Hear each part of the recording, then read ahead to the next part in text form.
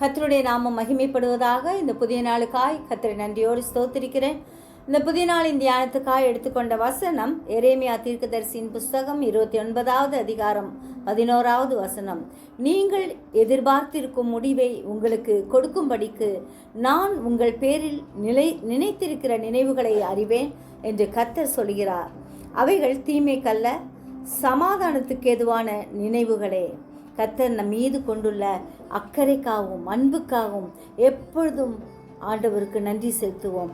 கர்த்தருடைய ஆலோசனைக்கு செவி கொடுப்போம். கர்த்தர் நம் வாழ்க்கையில் செய்த அதிசயங்களையும் அவருடைய அற்புதங்களையும் அனுதினமும் நாம் நினைவு கூறுவோம். நம்முடைய நினைவுகளை தூரத்திலிருந்து அறிகிற கர்த்தரிடம் நம்மை பூரணமாய் ஒப்பு கொடுப்போம். ஆண்டவருடைய நினைவின்படி நாம் ஒவ்வொரு நாளும் நடப்போம். கர்த்தர் நம்மை நடத்துவார். என் நினைவுகள் உங்கள் நினைவுகள் அல்ல, உங்கள் வழிகள் என் வழிகளும் அல்லவென்று கூறுகிற ஆண்டவரிடத்தில் நம்மை ஒப்பு கொடுப்போம்.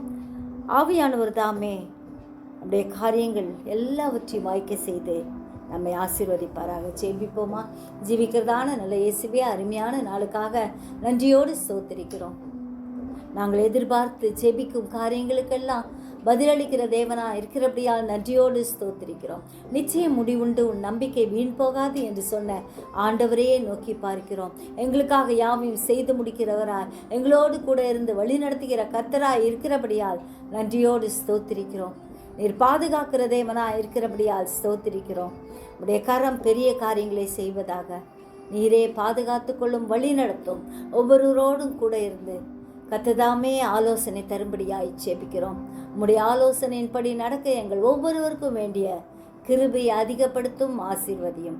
இயேசுவின் மூலம் ஜெபம் கேளும் பிதாவே, ஆமென்.